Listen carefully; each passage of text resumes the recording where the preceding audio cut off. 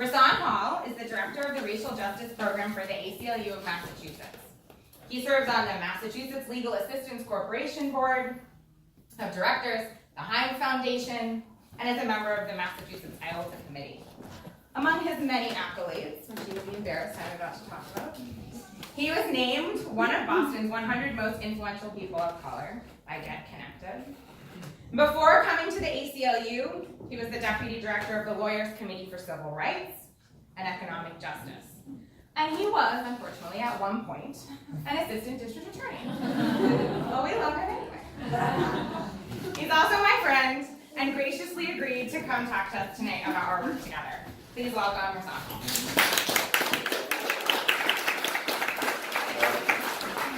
Thank you, Tara. I want to start this conversation and center it with a voice from history to talk about why the work of the Bail Fund is so important. God's time is always near.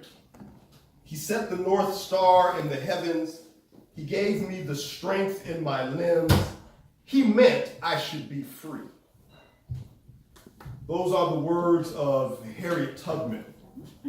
And despite the religious and gendered implications of what she said, this notion that I should be free, that it was meant that she should be free, that all people should be free, gets to the heart of the work that the Massachusetts Bail Fund does. And specifically, as it relates to people of color and particularly Black people, there is this seamless thread that runs through this nation's history from slavery to mass incarceration. When you think about the abolition of slavery and in the period of the Reconstruction era, slavery was a mode of social control.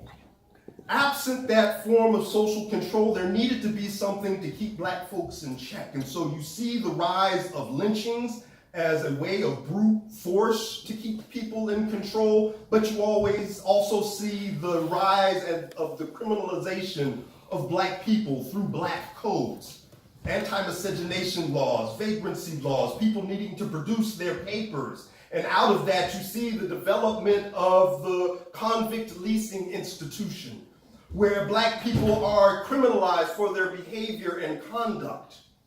And even in 1895, when Plessy v. Ferguson was decided, we see institutionalization of Jim Crow laws. And Jim Crow didn't operate alone. Jim had an uncle named Sam. And so in addition to legal discrimination that was allowed in the country, you have the 1935 Social Security Administration Act that specifically excluded domestic laborers and agricultural laborers in the South because that's who Black people, the type of labor that they did. And you see redlining in northern cities and throughout the country where the federal government is denying loans to communities based on who lives in those communities. And so when you think about the people who are being funneled into the system, it's not just by happenstance that there are high rates of poverty and low standards of education and high rates of substandard housing and low rates of educational attainment and employment opportunities. This is intentional and it is all connected and it happens over time. And when you think about the era of '64 and the Johnson administration and the creation of this war on poverty and then also simultaneously the war on crime and then the Voting Rights Act, and so folks began to get this sense that we've solved the issue of race because of these two pieces of legislation, but Black folks continue to disrupt and resist oppression in their communities. And so instead of funding social issues through the war on crime, there was this pivot and shift to the war, on the war on poverty, there's the pivot and shift to the war on crime. And it's that war on crime that builds up the carceral infrastructure that leads to mass incarceration. And so by the time the funding had been invested in expanding police forces and juvenile justice systems and creating stiffer and harsher penalties for prosecutors to pursue, the carceral state is robust. And by the time Reagan comes along, you introduce a war on drugs and you see this massive ramp up in incarceration rates. And that's where we sit today. But one of the tools of this system, of perpetuating this system of mass incarceration, is bail. 94% of people who have been convicted or are serving sentences have pled guilty. One of the best ways, and I speak this from experience, to leverage a guilty plea from someone is to have them held on bail. And it's a tragedy when you think about what happens with bail, because the only purpose of bail is to ensure that people return to court on their next court date. It's not about keeping dangerous people off the street. It's not about this faulty narrative of public safety that the only way to keep communities safe is through restraint. And that is the value of the Massachusetts Bail Fund, is by fighting against this system that has been built, cobbled together, rooted in racism and white supremacy to obstruct and obliterate people's opportunities to thrive and to succeed. It was a pleasure and an honor for me to work with the Massachusetts Bail Fund in the Court Watch initiative for the What a Difference a DA Makes. Absent completely abolishing district attorneys and this criminal legal system, there are the things that we need to do as we wait for the vision of the world that we want to arrive. And part of that work is getting people out of jail, returning people to their families and to their homes and to their employment, keeping them out of harmful and traumatic environments. The level of trauma that happens within these institutions for people who have been accused of a crime, not convicted of a crime. The number of pretrial detainees is significantly disturbing. And so one of the things that I had the opportunity to do in working with the Bail Fund is go around and do these trainings and witness Mallory and Datara, prepare people to go into court. And what was critical in the training that they were doing was that they were centering this conversation in one that was rooted in abolition of prisons, that was rooted in disrupting white supremacy, and making sure that people use their privilege, power, and influence to go into these institutions, to collect this data, to be the eyes, to say that we are observing and that we are watching you, that we are going to tear this institution and this structure down, even if it is only brick by brick. And so the data that was collected, the efforts of people going to bail people out, those are the steps, those are the bricks that we are using to dismantle this entire system. And so I look forward to what the report will reveal. But I also had the opportunity to engage with people and tell them the impact that bail had on people's lives. And the most salient example of that is the story of Khalif Browder. Even though it's not a story from Massachusetts, a young man in Rikers Island held for 3 years on bail for a crime that he did not commit, that the prosecutors did not prove. And after 3 years, they just dismissed the case. But by that time, the damage had been done. And so I always like to go out and talk to people about the reason that it's important to elect progressive, reform-minded district attorneys, and talk about the tools that they have and the power and the influence that they have. And whenever I talked about bail, I always lifted up the work of the Massachusetts Bail Fund and talked about the 1,600 some odd cases that they had gone out and bailed, that you all had gone out and bailed people out on. And I talked about the deleterious impacts of bail and how it destroyed people's lives. And then I gave that statistic of how many people had been bailed out. And I said, and of all of those cases that people had been bailed out, a little over 50% of those cases ended up being dismissed. And that always grabbed people and brought them into the conversation and into the work. And so that's why this work is so important, and it needs to continue. I'm glad that you all are here. Now you have to excuse me, I'm an ordained reverend and I just came from church, but within my faith tradition, we are beginning the Advent season. It is a season of hope and of expectation and looking forward to greater things. And so that is the word and the message that I leave you all with, to think about the greater things, to think about keeping hope, thinking about love, thinking about peace, thinking about joy. These are the things that we need in this world, but as long as we have this system that we have in place, we cannot experience them in their fullness. Now, Brian Stevenson is someone who a lot of people have began to understand and become familiar with.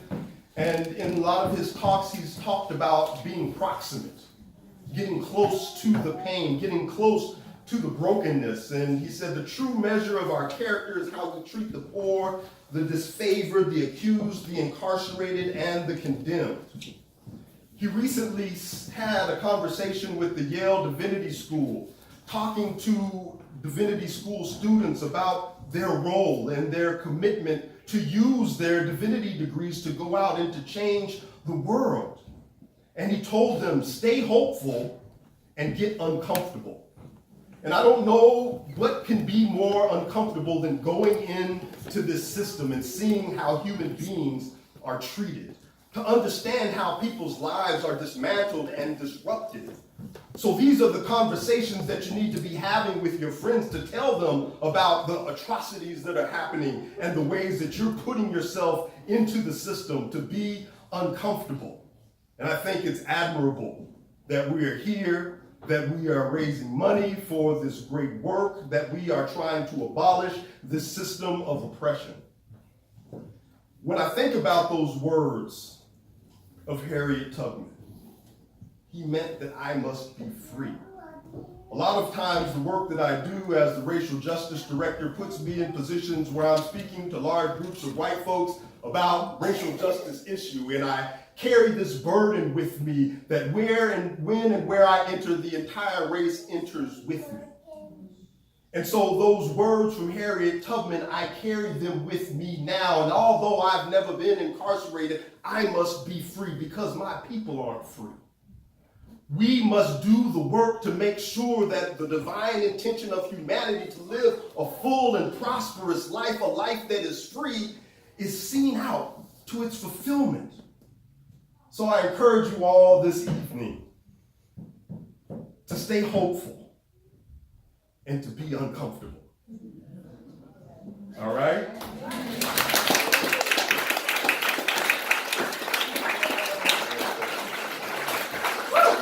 Right?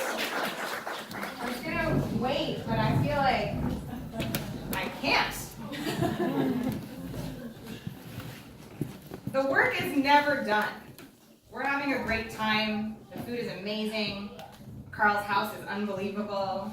Yes. And also, we are continuing to get requests for help while we're here, right? In the past 3 hours, we already have 3 new requests for people to get them out of jail. And Amanda and Colette, who you met, who checked you in, Amanda's going to be posting bail tomorrow night. Colette's going to be posting bail on Tuesday night. Lisa, who is here, is going to be posting bail on Wednesday night. We're going to be getting people free every night. So this is amazing, and also I'm working.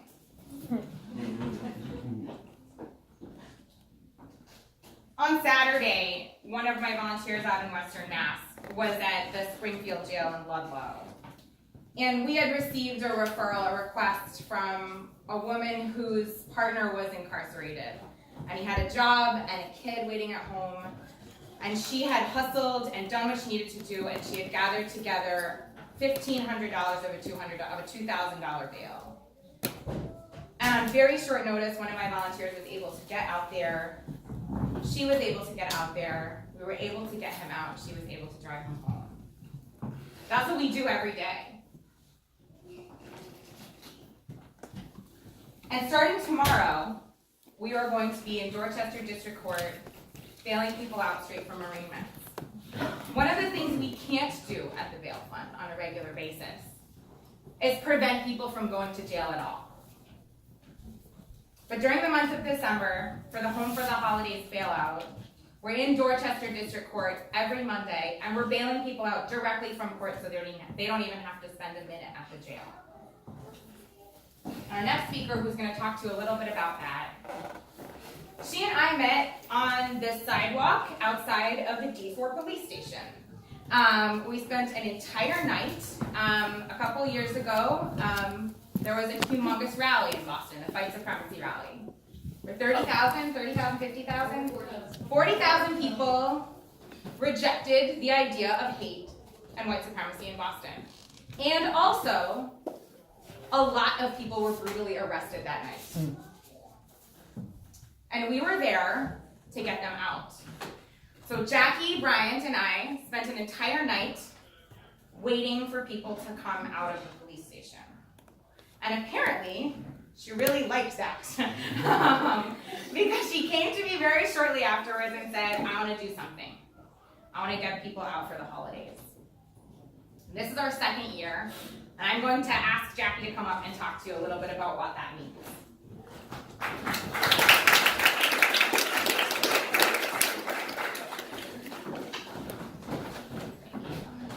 Wow, it's so, oh, there are people upstairs. Yeah, so I met Atara last year, actually, after the Fight Supremacy March, and after staying up for almost 24 hours and helping her bail people out from police stations, I was like, this would be so cool, we should do it on like a regular basis, like before Christmas, because when you've been awake for 24 hours, everything seems like a really good idea. But when I woke back up, when I actually fell asleep and then woke up the next morning, I was like, this would still be a really cool idea. So I contacted Atara to kind of figure out what the idea, or how we could do it, because I was like, the Black Mama's bailout was really cool, and if we could do that, that'd be great. And Atara was like, that does sound great. We can't really do that in Massachusetts because of how Massachusetts works. So we ended up working out a schedule to get people out throughout the entire month of December, because also there isn't just Christmas in December, there are tons of holidays, and everyone deserves to be home for them. So yeah, I can't really, that's pretty much what. Do you want to talk a little bit about what happened when you went to bail somebody out last year? Oh, at the courthouse where, so one of the times I was at all of the court dates, or all of the court watches, I guess, where we were bailing people out. And I believe the second time we went, one of the court clerks, we'd been there the week before, and we were there that week, and we bailed out like maybe 4 people that day. And the court clerk actually, while she was processing the paperwork, I wasn't actually the person that was doing all of the bail stuff. I wasn't actually paying for things, I was just making sure that things happened, and looking and posing and stuff, because that's what I do. And the woman that was the court clerk actually asked me, she's like, are you guys having a fire sale? And I was just like, we're bailing out Black people, and you're Black, and you're asking me if I'm buying people. Like, do you understand what the implications are that you're making? And until then, I actually hadn't fully connected the idea of slavery to mass incarceration. I mean, I had an idea. It was very theoretical at that point. But when she was just like, you're buying people, right? It's like, this is 2017, and you're asking me if I'm gonna buy Black people. Do you not see the problem with that? Sorry. Do you not see the problem with that mindset? Not buying people. Freedom isn't a gift. It's a right that every human has. You keeping them in cages because of some type of moral sense of safety to a community doesn't actually help anyone. And also, it's really gross to just refer to it as a fire sale on people. So yeah, I'm really excited to actually do this again this year, because I wouldn't say that it's really fun, but it feels really good to get people out, even when the people that you have to deal with to get them out are gross.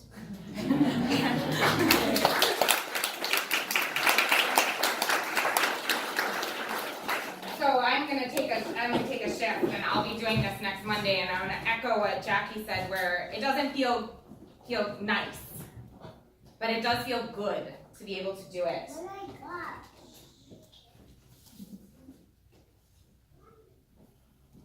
And I also want to talk a little bit about what your money does, because bail is renewable.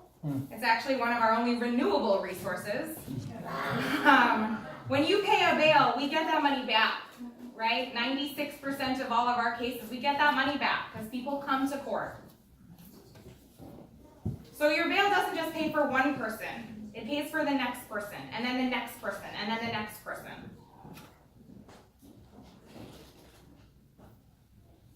And there is a tiny hidden cost that I feel like everybody should know because it's incredibly disgusting. Every time we post a bail, we spend $40 on a bail commissioner fee. That's a fee we don't get back. And it goes directly to the person who takes and processes the bail. So, when Colette goes to National Street Jail on Tuesday and bails out 10 people, she will bring out all of the cash for the bail, right? The thousands of dollars in cash that she has in her hand. And she will also bring out $400 in 20s. And that $400 will go straight into someone's pocket. Because that's the cost of posting. We've spent over $60,000 on that cost. I heard a couple of weeks ago from a group of bail commissioners who are also clerks, they run the courtrooms during the day, that they find us annoying, but they like our money. So they find us annoying, but they like our money. I find them annoying, full stop. So you can support us by making a donation. Thank you so much to everybody who has. And also, you can buy shirts. These are our new shirts. They're amazing. We also have the Freedom All shirts from last year. Shirts are $500 a piece, because that's our maximum for bail. So I'm not kidding. No, I'm kidding. $500 is a ludicrous amount of money to pay for anything, including someone's freedom. Amanda and Colette will happily take your money and will happily give you shirts. If you can't get to them, because I know you're all gonna mob them, you can snag somebody who has a Freedom All shirt on and they will make sure that you get them. I believe dessert is out, or will be shortly. It's out. Dessert is going to be just as good as everything else that you've eaten. And then at the end, we'll wrap up and I'll say all the things that I need to say. So thank you guys so much. Thank you so much for your time. Thank you so much for